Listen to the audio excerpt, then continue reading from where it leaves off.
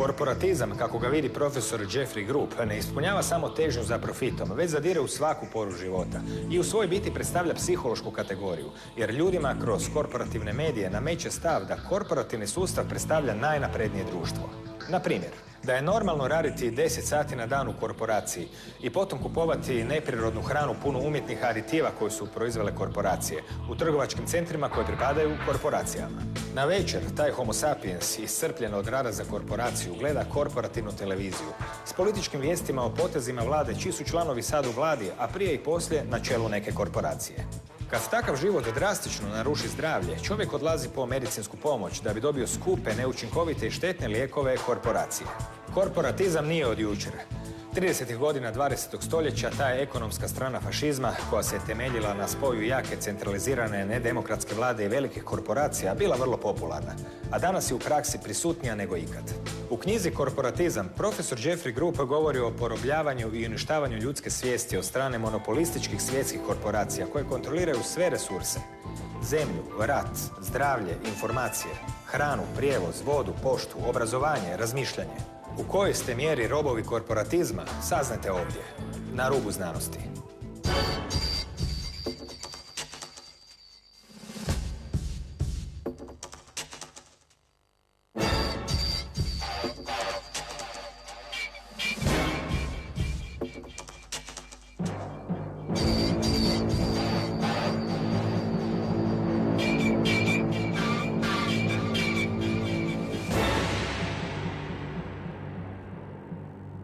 Dobro večer. Profesor filozofije Jeffrey Grupp stiže s koleđa Henry Ford u Detroitu u Michiganu. Autor je više znanstvenih članaka prestižnim znanstvenim publikacijama i također je predavao 5 godina na prestižnom sveučilištu Purdue, a između ostalog danas radi na Henry Ford koleđu i autor je više knjiga od kojih je ona kojom se večeras bavimo, Korporatizam. Dobro večer. Good evening. Što to jest korporatizam zapravo? Corporatism is when big governments, military, and business all become one force. This is the dominant political structure of the world as far back in history as anybody can see. We're usually told that there's democracy and communism and socialism and so forth, but really it's always just one system with, if it's a medieval king back in the Dark Ages, they will have, the king will own the military and will own the food production, for example. That's corporatism, where these forces of business, military, and government become unified. This is the dominant structure all over the world today. In the recent past, such as Nazi Germany, Stalin's Russia, United States of America today, and so forth. But most people don't know this because they're not told about it. But this is the dominant political force. Od kada datira suvremeni korporatizam kakvog danas poznajemo?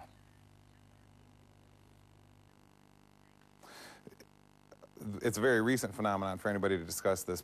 Conspiracy theorists in America have brought this to light, and I have with my book, Korporatism, Secret Government of the New World Order. But however, this has been virtually unknown, even though we can see it with our eyes. We can all see the government and the military and industrial forces unified. Nobody's really thought about it much to where we've identified it as the issue dominating our lives, controlling our behaviors and controlling how our lives are structured and so forth. So it's very new, and politicians in America, in television in America, the main television will not discuss it at all. Spominjete 3 faze korporatizma. Od 19. stoljeća do danas nije uvijek bio jednako vidljiv. Možete li obrazložiti te svoje teze? Koje su to faze bile?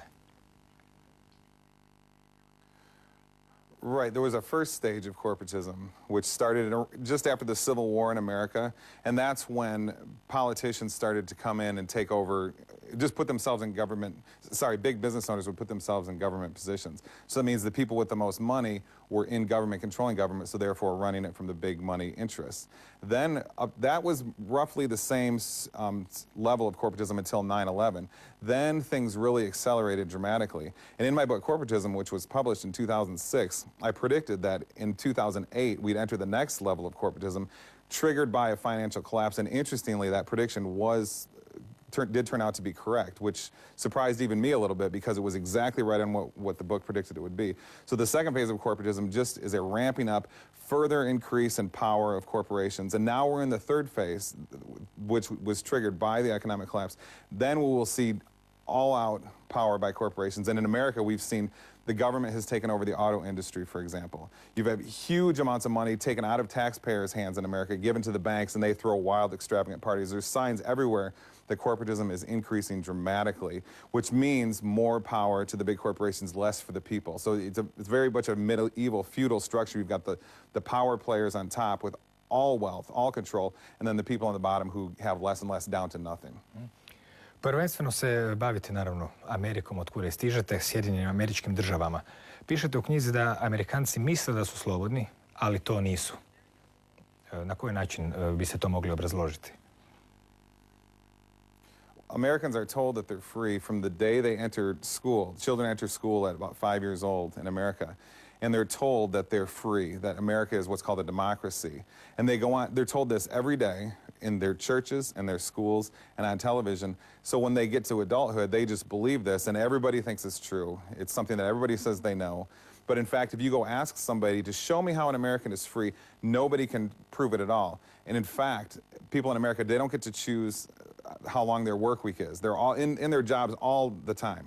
Americans are working 40, 60, 80 hours a week in many cases.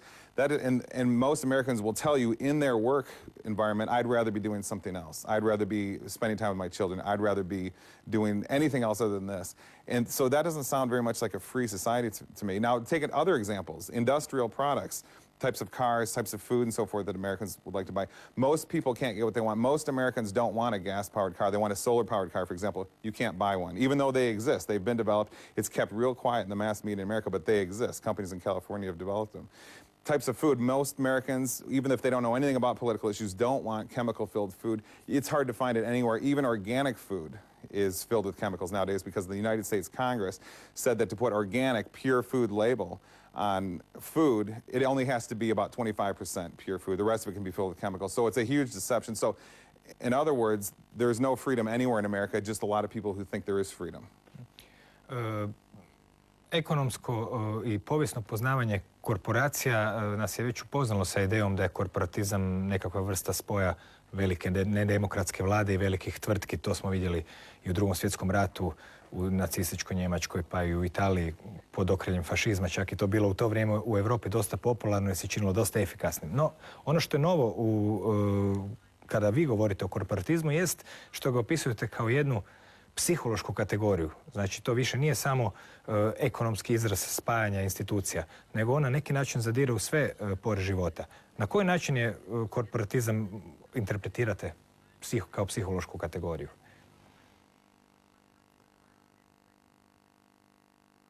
Yes, that's an excellent question. The key issue about corporatism, yes, it's control of resources. And yes, it's control of, how much time we can spend with our families. That's all true. But the big thing that corporatism really is control of our consciousnesses. We think the things we do because we have limited information, specialized ways of life that we've been taught since we were very, very young. So therefore, corporatism creates our behaviors, our responses, our thoughts, and so forth. For example, in America, nobody would know that an avocado, for example, they never thought that it's shaped like a heart. It has special ingredients in it that are good for heart muscle, and it has also good for eyes, but it looks like a heart, and if you cut it in half, it looks like an eye. So it almost is as if an avocado is a supernatural substance created by some incredible intelligence as medicine for us.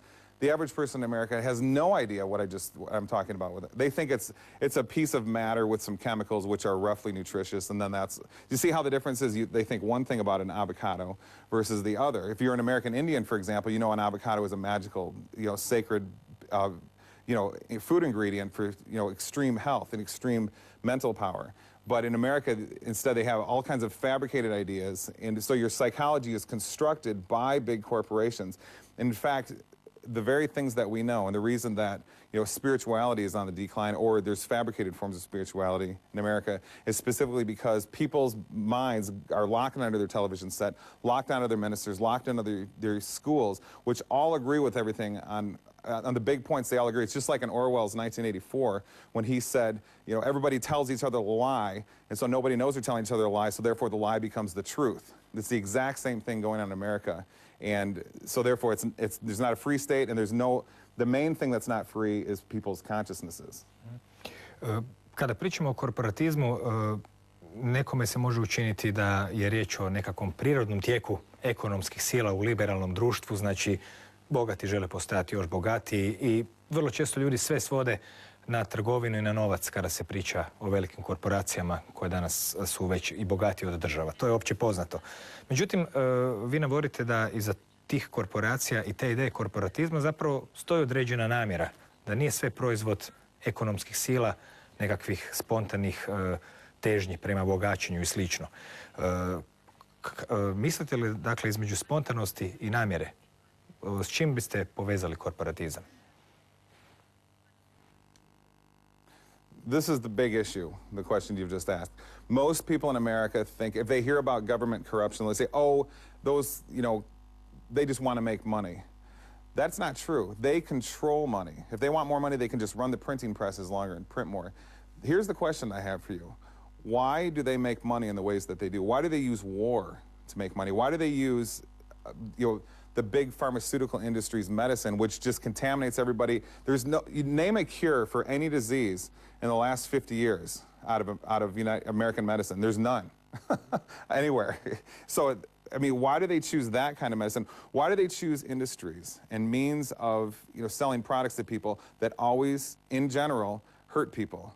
So there's something far greater than just making money involved. I mean, there's some kind of pleasure or some kind of joy that the monopolistic corporatists have in trying to contaminate people, de-spiritualize people, take out their inherent spiritual innerness, construct their consciousness to be a shallow outer consciousness. So it's much greater than just trying to make money. It's about destruction of humanity. That's why the American Indians were so viciously targeted and put in the prisons or reservations, and then they put the nuclear waste dump right next to them to contaminate them. So it's much greater than making money. It appears to have to do with some kind of pleasure in destroying the essence of humanity.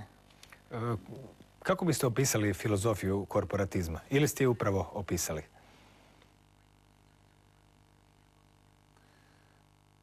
Well, that's a very deep question. Most people, and a very good question, most people on our planet don't find joy in these types of things. Imagine a vaccine. It has mercury in it, which completely damages a child. If you have mercury put in certain shots in 2 countries to the same level, the rate of autism goes up to the same degree in both countries. And there's many other arguments like that that prove that vaccines are they're murder weapons. Okay? Now, what kind of a mentality would do this? This is not necessarily human in any familiar way. So the philosophy of corporatism is to take what is good and beautiful and invert it, and to take what is horrific and say that is beautiful. The war, in America they called the wars the war theater. Oh, that's curious. Remember the Hurricane Katrina in New Orleans, they called that a laboratory. Now they're giving us little codes here that this is what is good and true and beautiful to them. So the philosophy, the psychology of the corporatists it's a sadomasochistic murder pleasure theater of some sort. It's an art form to them to create the world as a big murderous art form, and it's very difficult to understand. We can see it because it's the world, but it's very hard to understand how destructive and dark it is. Na koji način, tko su zapravo ti korporatisti? Tko su ti ljudi? Koliko ih ima?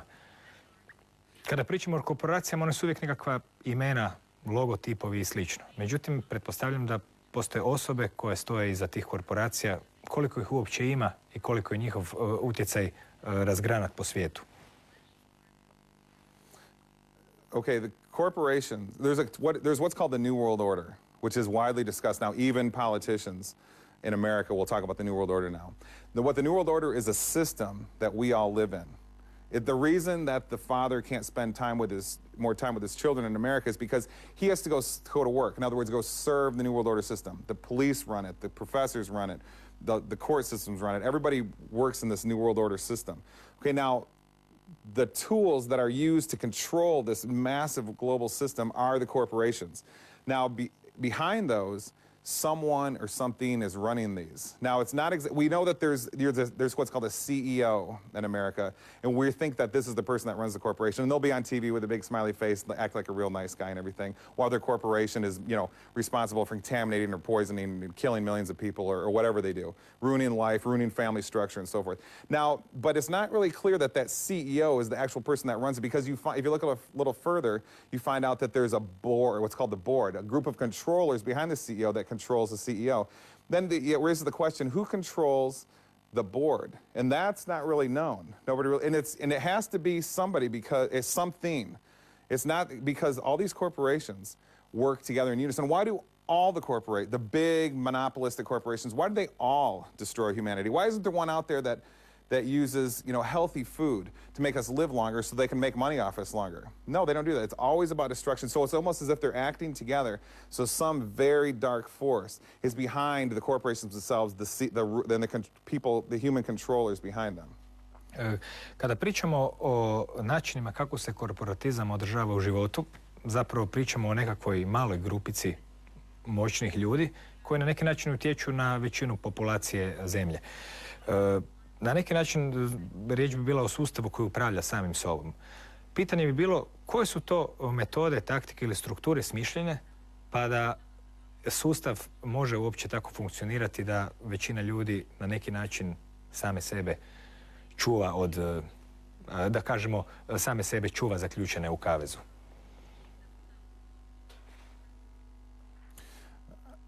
The whole system is about that. If you go to a school, schooling is the best example. The average, if you have, looking at opinion poll in America of the most trusted people, you can go to pollingreport.com and they have all these opinion polls that you can see. The most trusted people in America are nurses, college professors, and so forth. These people are the ones who are spreading the information, all this unverifiable, non-scientific information like global warming and so forth, to the masses. So a school is a perfect example. People are taught to trust it. They're taught, oh, the big oil leaders and the politicians, they lie to you. But not the school teachers over here. They're innocent and they mean well. They don't lie. When in fact, if they don't lie, then go show me global warming. Why can't I see it? It's colder where I live in America, Ann Arbor, Michigan. And instead, I'm supposed to believe that it exists. Why can't they show me the facts of evolution? Why can't they show me the facts of the Big Bang? If I ask them, prove these things to me, they just give me a bunch of theories. So a school, they often will take things that are secretly look to be very kind and innocent, but they're actually the real weapons that go in and attack the heart and soul of a person. U knjizi dajete puno primjera analize medija i analize vijesti. Zanimljivo je vidjeti, jer to se sve više zbiva i na europskom kontinentu i kod nas, a u Americi je prvo počelo, na koji način mediji orkestrirano rade, na koji način neke priče uzimaju i daju im veliki značaj, neke druge nikad ne spominju. Primijetio sam čak da ste na neki način počeli testirati istinitost vijesti upravo po tome da li se nalaze u korporativnim medijima ili ne.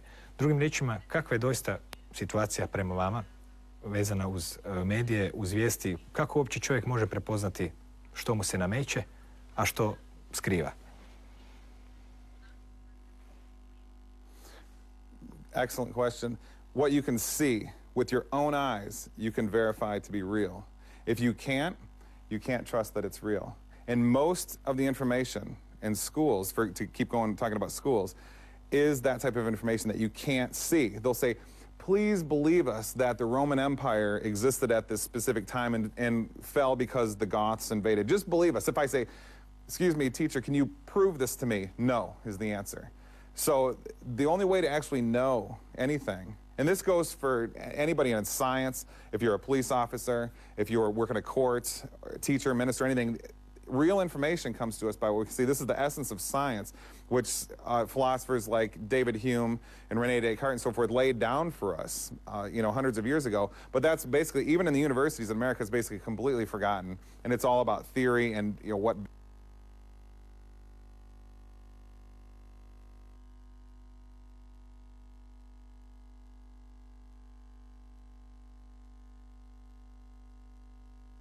see it. If you can't, you have to be skeptical of it, because someone can lie. If you believe what you can't see, someone can lie to you, trick you. That's why politicians in America get so angry, and they'll say it on television when someone's a skeptic, or when someone doesn't believe what they say, or when someone asks proof. A lot of people asked George Bush for proof before he invaded Iraq in 2003, and he never presented it. Why? Because it wasn't there. What if Americans in greater numbers said, no, we want proof. We'll go to war if you show us there's a real threat. They didn't. He went to war. It was all a big lie. Možete li dati nekoliko primjera orkestriranog djelovanja velikih medija? Na primjer u SAD-a od kuda stižete. Oh. Nije teško pitanje. No. Why? Have you ever heard of depleted? Has the average person ever heard of depleted uranium? Maybe they have here in Croatia. In America, nobody. Virtually nobody knows about it, but they're all breathing it in. It's all inside their body. It's toxic substances which were part of the weaponry used in places like Israel and the Middle East and so forth, and the recent, the wars over the last 20 years there. It's covered the whole atmosphere, but yet nobody knows anything about it. But they all know that there's a, young lady in America named Britney Spears who shaved all her hair off. I mean, so they're feeding us information that makes us completely stupid. Okay, and you can see this in the faces of Americans. They are like a hollow shell. There's nothing in there. The average American, they're confused and lost because they don't have the real information makes us feel good. The ancient philosopher Aristotle said humans, for some reason, have this curiosity to know things. Well, if you take that out of someone, they're not human anymore, okay? So the average person in America goes on believing all the lies and what they hear, and that's the news, they think. So the fake, non-real information they think is the real. So, by specific examples, is a football game the biggest piece of news in the day, or that the U.S. military slaughtered another 50 people in Pakistan? Is that the news? They'll put the football game on first, and maybe people are so used to, the U.S. military killing people in all these wars that they won't even cover it anymore. So the football game becomes the dominant thing in someone's mind, and they no longer think about the casualties of the wars that American soldiers are carrying out. See how your psychology is created, like we were talking about earlier. You become concerned with one thing because it's displayed for you in the media, not another. So the important things are forgotten, and the non-important things are made to be your consciousness. Ono što opisujete staromodno bi se moglo nazvati ispiranjem mozga, programiranjem, hipnotiziranjem. Puno je naziva za takav način djelovanja. A ono po čemu, koliko ste predstavili u knjizi, se takve stvari mogu uočiti je to što se na svim mrežama istovremeno predstavljaju uvijek iste vijesti kao senzacionalne. Naravno, pitanje se nameće, ne bi li možda netko drugi pokušao zaraditi neki novac s nekom drugom viješću koju nitko drugi nije objavio i slično. Takvih priča svakako ima. Naravno, korporatisti očito nije teško im utjecati na medije kad ih posjeduju. No, mogli bi sada, kad pričamo o korporatizmu, zahvatiti ga po nekoliko točaka koje ga čine, s obzirom da je tema poprilično široka, a korporatizam, koliko sam shvatio iz vaših knjiga, prije svega čine mnogobrojni mitovi koje zapravo treba na neki način jednog po jednog uzimati u obzir i promatrati. Bavite se recimo temom da je netočno da je nafta neophodan pokretač svijeta, što je danas teško zamislivo. Nekad davno smo imali čak i konoplju koja je bila daleko sofisticiranija i naprednija. Ispričajte nam malo kako bi svijet mogao biti bez nafte, koliko bi koristi mogli imati od zaboravljenih biljaka, poput konoplje recimo, i kakve su sve njene osobine. Well, with hemp, you or I could grow it, and we can create our own oil. You can make anything out of. Henry Ford built a car out of hemp. You can make metal-like substances and so forth. But see, you or I could grow that in our own backyard, for example. But with oil, it's far away. Nobody can see it. Since nobody can verify how much is there, we can't see how much is there. They can say, "Oh, there's not much left. We're running out." So the supply is low and the demand is high, so the price goes up artificially. It's all fake. Okay, I mean, and the reason is because remember when oil went to $150 US dollars a gallon a few years ago, and then it went back down.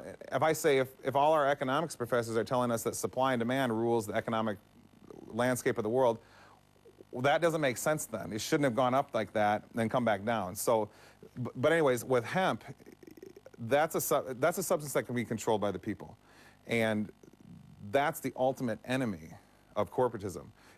If you grow hemp, and I write a book, and I want to trade you hemp oil, because it's incredible. Hemp seed oil is one of the most healthy substances on the planet. And I want to trade you hemp seed oil for a book. We trade products. We cut out the New World Order. We cut out the corporatists. See, that's power. That's what the American Indians did. That's what always the corporatists like to get rid of. When you go to, there's a store called Walmart in America, huge stores which sell every product. If you go to Walmart and you buy a product, what you do is you give some of your money to that person, but that person didn't create the product, and they get almost none of the money, maybe a penny of what you gave them. Instead, it goes to someone far away who didn't even do any of the work. It isn't even their present. It doesn't have anything to do with anything, except they say we own it, and so therefore we get all the huge cut of the money. That's the problem. See what the American Indians did, for example, to bring them up again, they cut out that. They didn't have that process. Well, they bought and sold directly. That's what hemp has the power to do. There's a revolution in America that's brewing, a medical marijuana and hemp revolution, which I think will take off, but it has to be done where the corporatists don't get in and take over the industry. It has to be from person to person. That's the only way humans on planet Earth will gain freedom, is if we sell and trade resources directly from each. As soon as you have a person involved who doesn't do the work, then you have corporatism and monopolistic takeover. Spomenuo sam naftu jer je zapravo iznenađujuće da postoje alternative za naftu. Evo, kod konoplje od nje se mogu raditi cigle, odjeća, lijekovi, hrana, naraste 3 metra za godinu dana, održava tlo živim i slično. Bavite se drugim mitovima, pa možemo malo proći kroz njih. Recimo, tvrdite da u Americi postoji mit o privatnom vlasništvu. Da Amerika zapravo nije kapitalistička zemlja koja se temelji na slobodnom poduzetništvu i privatnom vlasništvu. Na koji način bi se moglo vidjeti znanstveno, logički, da zapravo Amerika nije zemlja privatnog vlasništva? It's amazing that it's this way, where people think they own something in America if you have to pay the bank for it. Okay, and if you stop paying the bank, they send the police to take the land back if you bought land or your car or whatever. Now that's not ownership, but in America, people call it ownership. Okay, no, that's somebody else owns you something and you have to pay them to keep it. It's the opposite of ownership. Now, the same exists if I buy a piece of land and say I pay the bank off and I don't owe them any more money, after 30 years and, half my life savings and, I pay them 5 times the amount through interest. Say I do succeed in paying them off, but then I have to pay huge taxes to the government. So then it's also the same scenario. We own it if we pay somebody for it. Now, that's not, there is virtually no ownership, private ownership, where you have something, nobody can come and get it. If somebody tries to, the police will come and protect you. There's virtually none of that anywhere in America because of taxes and bank. Somebody will owe the bank for something. So now this is how strange things get in America. You can have people think it's a capitalist nation of private ownership when there's virtually no private ownership anywhere. That's how deceived, that's how artificial people's psychologies have become, where they think what is true is false and what is false is true. I općenito podjela na kapitalizam i komunizam koja je bila u mori u 20. stoljeću dosta je zapravo čudna jer i komunističke zemlje su stvari akumulirale kapital kroz tvornice i slično, mada on nije bio u privatnom vlasništvu, pa su zapravo i one na neki način bile kapitalističke. No, idemo mi dalje kroz neke zanimljive mitove. Recimo, jedan od najvažnijih tiče se ekonomije. Pokazali ste nekoliko klasičnih novo-orvelovskih primjera dvomišljenja, znači rečenica koje su potpuno u kontradikciji, koje se nalaze u ekonomskim udžbenicima i slično. Riječ je o tome mogu li se predvidjeti ekonomske krize ili ne mogu. Postoji li nešto kao što je prirodni poslovni ciklus ili ne postoji? Ako ne postoji, na koji način se generiraju krize i na koji način se stvara vrijeme prosperiteta? Koji bi znači to bili mitovi koje eto ste čak pronašli u klasičnim sveučilišnim udžbenicama ekonomije kao opće prihvaćene istine koje u praksi često puta se same dementiraju? This is one of the most interesting issues. In America, they will tell you on TV, it's very hard to know if the economy is going to rise, which means the big corporatists get more money and then the average person just has to work more. They will tell you it's very hard to predict when the business cycle goes up or the business cycle goes down. Now, they'll say also on American television, they have a channel called the Stock Market Channel, CNBC. They'll also say that if you raise interest rates, it has the potential to slow the economy down. And I say, well, wait a minute, if you just said we can't predict that, how can you know if someone does that, it could slow the economy down and essentially predict that? So to get to the point, the business cycle, as it's called in America, is completely predictable. If the Federal Reserve, which controls the money supply in America, just a few people control it, if they slow down their amount of the money that they release to the banks and therefore to the public through loans, and or if they change the interest rates that people have to pay on their, when they go get a loan to buy something, if the rates go up, people buy less. So these two things make it completely simple to control the entire economy. Yeah, you go ask the average American, can you control, is the American economy just completely spontaneous and undirected? Or are there specific things that a few people, maybe 6 people in the Federal Reserve can do to affect the whole economy? And the average person in America will say, oh, it's completely spontaneous and nobody controls anything and you can't predict anything. Complete lie. You can see it happening right in front of your eyes. And they will say on national TV in America, if they raise rates, the economy will slow. But the average person doesn't understand that. Not only is that going on, but further it means there's just a few people that control the whole, really the whole world. Because if the American economy is the biggest economy in the world, and therefore influences the whole world, and just a few people control it, then there's a few people who control the whole world. That's called a secret government. Okay, forget President Obama, forget President Bush, forget all these people who say that they control the world. The money controls behavior, which controls us, okay? And if the money is controlled by a few people, the whole world is controlled by a secret group. Spominjete mit vezan uz jednu od glavnih teza liberalizma, a to jest da potrošač zapravo kontrolira sa svojim izborima tržište, da potrošač odlučuje koji proizvod je bolji, koji proizvod je gori i slično. Međutim, zapravo potrošači kroz izbor ispada da ne kontroliraju ništa. Imate li, recimo, primjera kojim biste potkrijepili tu svoju tezu koja tvrdi da ona teza o potrošačima koji kontroliraju društvo zapravo nije točna? Yeah, consumers could control everything if they wanted, but what they do is they settle for and they find acceptable the products that are presented to them. And they'll choose from, you know, the one news network over the other, which say the same things, or they'll choose, you know, Coke or Pepsi, which tastes the same, or they'll choose this junky American car, which will break down in a few years, versus this one that'll break down in a few years. So they're given these choices which aren't choices. Okay, the point here is that if Americans wanted to, they could just cut out, you know, all this choosing for them. And instead, they could just create their own industries. They could create any product they want, solar power, organic farming, superconductivity, medical marijuana, anything they wanted, just regular marijuana, hemp industry. If they just turned off their televisions, because American television is really bad. There's no show like this on American mainstream television anywhere.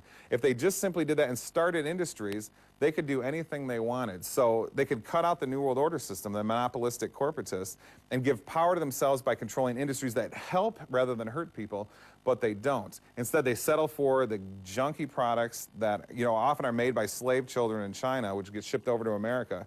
Instead, they settle for that so they don't have to think about it. That's essentially what happens.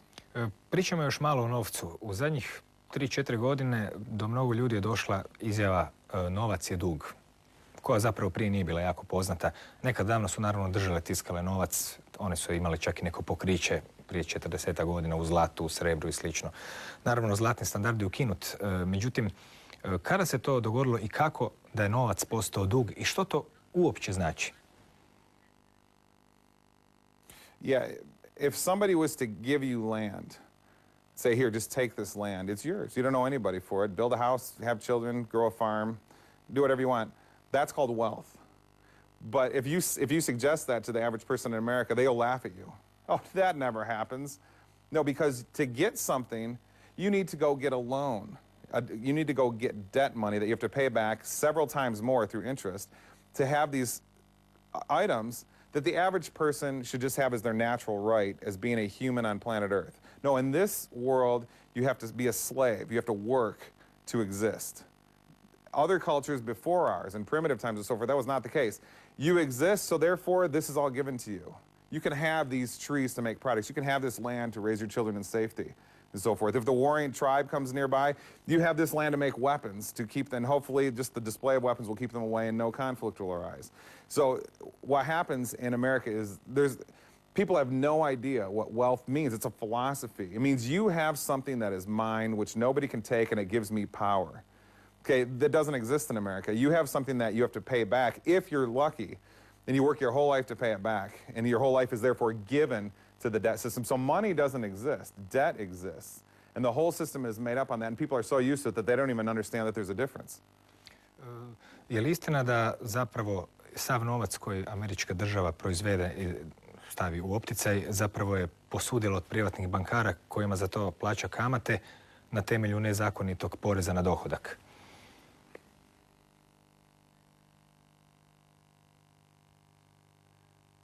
Yes, the idea in America that there's a government for the people is completely fabricated. There's a couple people that Americans see on TV. President Barack Obama, he's always got a nice smile, and then he lies about everything.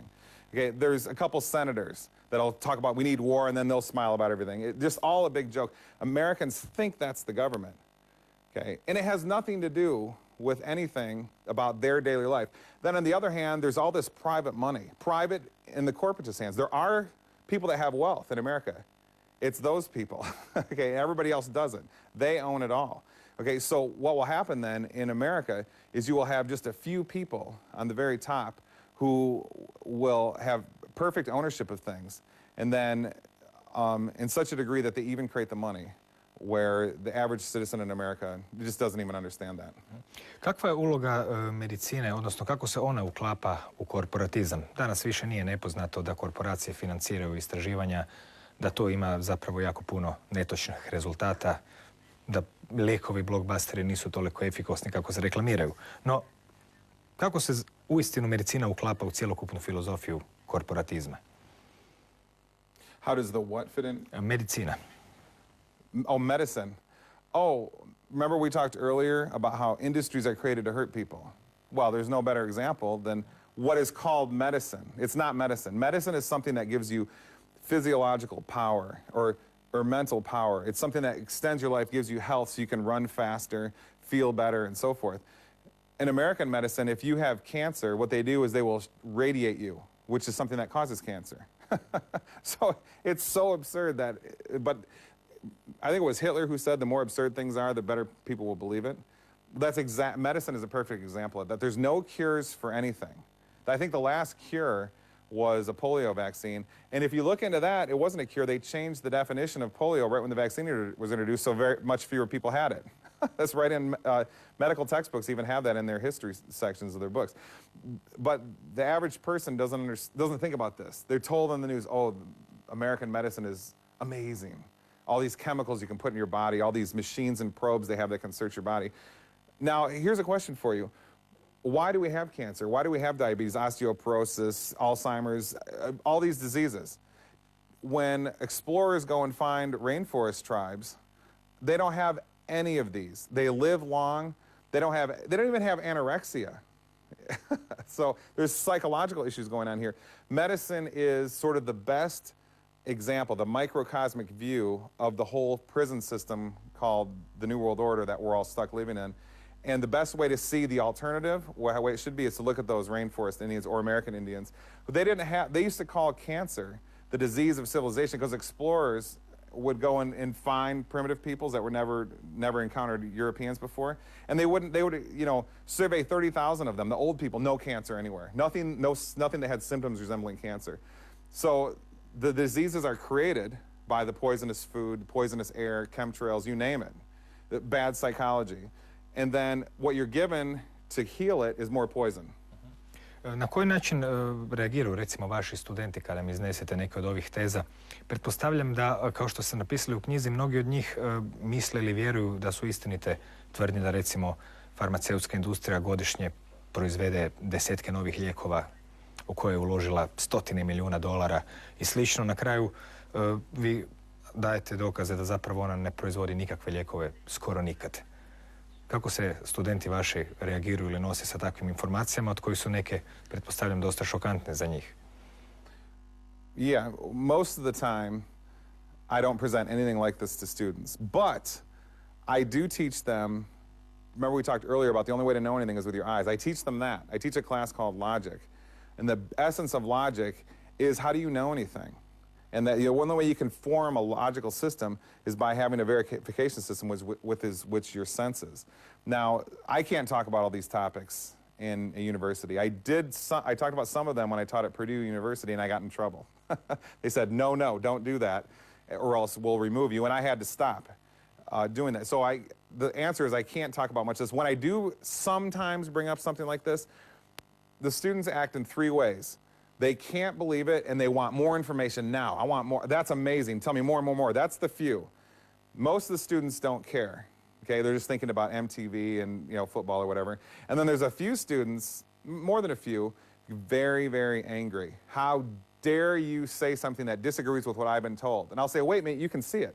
What I just told you, you can see with your own eyes. It's different than what somebody told you, which you can't see. That could be a lie or a truth, you don't know. But what you can see, you can make it be, you can find to be true. They get very angry, and they'll make up stories and go complain to the dean and the college administration and say, Jeff, he's bad, he told all these lies, and I'll just say I'm using empirical information. Posebni dio medicine koja je jedna ruka korporatizma, kako vi predstavljate, su mentalne bolesti, takozvane. Što su lijekovi za mentalne bolesti i što su uopće mentalne bolesti, kako se njima danas manipulira? Oh, we've got a thing in America called ADHD. And that's basically where you tell a child if they do any kind of behavior other than sit there like a little soldier in their school classroom, that they have a brain disorder called ADHD. And if you ask the doctor who diagnoses them, say, doctor, can you show me some proof? Show me a map of their brain that shows the disorder. They'll say, I can't do it. We never did a map of the brain. Then I'll say, how do you know that there's a disorder? And then they'll say the answer is because of their behavior. And I'll say, oh, wait a minute, then we're talking about psychology. We're not talking about medicine. So you're just making a judgment on what you think is normal and not normal. To answer your question, the mental diseases are all made up. If what I just said wasn't true, then why in the 1950s in America there was no ADHD? They didn't even talk about it. It was invented, the idea was invented later in the 1970s. But in the 1950s, America had what was considered the best education system in the world with none of this talk about ADHD. Now, ADHD and the poisonous drugs they give children to try to cure it, which doesn't work anyways, it's nothing to cure anyways, it inundates the school system, and we've got what's considered the third worst education system in the world. So that's just one way. I mean, if someone has, it's called schizophrenia. Oh, then people say, oh, well, that's a mental disorder. And I say, well, that's interesting because primitive peoples, the person who had the vision, the schizophrenic vision, schizophrenic dream or prophecy, they were made the king, the shaman. So that was very successful for that person to have these abilities. So the whole idea of if you just go ask someone, verify for me that all these mental illnesses exist, they can't do it. It's just all made up. You're supposed to fit into what is normal versus abnormal. What is normal is what is constructed for the corporatist superstate. What is abnormal is what doesn't fit in. Posebna priča su takozvani antidepresivi, odnosno bolesti koje liječe depresije. U knjizi pišete da je zapravo depresija proizvod neprirodnog društva u kojem se ljudi nalaze i zapravo je društvo uzrok, pa bi trebalo izliječiti društvo da im se izliječi depresije. No, na neki način te depresije se uvijek liječe lijekovima. U ovoj emisiji smo već spominjali te lijekove. Dosta uspješno liječe depresije, pogotovo ako natjeraju čovjeka na samoubojstvo. To znači da je izliječenje od depresije u tom smislu potpuno. No, na koji način danas u Americi, a to bi trebao biti obrazac pomalo i za cijeli svijet, kako to postupno ide, se pristupa tim konkretno depresijama, odnosno lijekovima za depresiju, zbog čega svi ti Amerikanci idu kod psihijatara, barem oni koje sam ja vidio u filmovima? Yeah, the antidepressants are a result of environmental problems. If you take a monkey and put it into a wrong environment, it'll run back to its original environment. If you take a lion and put it in its wrong environment, it'll go back to its natural environment. A natural environment for a human is to be surrounded by nature and live off of nature, creating products themselves that they trade with each other. Okay, if you take a human out of, and also in the meantime, being with their family, doing spiritual practices, and so forth. Now, if you take someone out of that, they will malfunction. And the first thing to malfunction will be their consciousness. If you take a mother away from its young children, which is absolutely common in America, all over, the children are put in what's called daycare. I mean, 70% of babies at 6 weeks old or 12 weeks old go into daycare so the mothers can go back to work for the corporation. Now, a huge percentage of those mothers become severely depressed. Well, of course they do. Because what's more powerful than the instinct to love your child, which I have. I've got 3 children. So it's environmental problems which give rise to these issues. But no, see, that you can see. I can see if I take someone out of their environment and put them here, they get sad. If I put them back, they get happy. So it's scientific. I can see it. But no, I'm not supposed to believe that in America. I'm supposed to believe, no, it's a brain disorder, which I can't see. I can't see inside your head to see what your brain chemicals are doing. But I'm supposed to believe some doctor, you know, very fancy, telling me it's a brain disorder, that's the cause of the problems. Zanimljiv primjer ste dali u knjizi onog što bi se definiralo mentalnom bolešću. Naime, test na Kraljevskom sveučilištu Holloway, doktora Patricka Lemana, jest jedan test mentalnog zdravlja. Sjećate li se tog detalja iz knjige? Možete nam ispričati nešto o tom testu? Kako se tamo testira mentalno zdravlje? Basically, if you were suspicious of anything or believed anything that wasn't the mainstream view, what everybody else thinks, you were called mentally ill. So there was absolutely the idea of a scientific study was completely thrown out. Znači, to je test za mentalno zdravlje. Oh, no, it's testing how well you fit into a sick society, which is what psychology in America is. You're abnormal if you don't, you're normal if you do. Spominjete brojne nedokazane mitove o kalciju, osteoporozi. Spominjete da se u medicini nauči o prehrani, da se spominju nedokazive. Koji su to bitni dijelovi koji bi recimo trebali biti u medicini po vama, umjesto ovih koje ste spomenuli? Medical students in America, as I cite in my book, are taught that if you consider nutrition a way to achieve health, that is erroneous information. What will give nutrition is being healed from certain drugs, which don't heal anyways. They just reduce symptoms at most. So the idea of nutrition in America, now the general public in America is somewhat concerned with nutrition. That's why the organic food industry, which really isn't organic, is on the rise in America. Now, on the other hand, though, the average person in America doesn't know anything. They're concerned with nutrition but don't know anything about it. And medical students are not there. You can go through all of medical school without being taught a class on nutrition. But if I was to analyze the chemicals of my immune system, for example, it's made of all these vitamins and minerals that when you go take vitamins or supplements, so you're feeding your immune system. That's why I can give a person I know vitamins and minerals and they can go 2 years without getting any kind of sickness at all, because that's what your body needs. Your brain is made out of, 60% of it is made out of omega oil. All different parts of your neurons are made out of omega oil. Go ask a doctor in America, is omega oil important to take? I don't know. Or they'll say no or something like that, when it's because they're not studying the makeup of the physiology, only how you can alter it with chemicals. So actual medicine, which involves nutrition, doesn't have anything to do with medicine in America. Ne birate baš reći kada govorite o aktuelnom svjetskom poretku. On je prisutan naravno u Americi gdje vi živite, ali također ga prepoznate i u ostatku svijeta jer korporacije su nadnacionalne, pa tako štete i Americi kao državi kao i svakoj drugoj. Koristite riječi kao totalitarizam, fašizam, čak i komunizam u američkom smislu te riječi.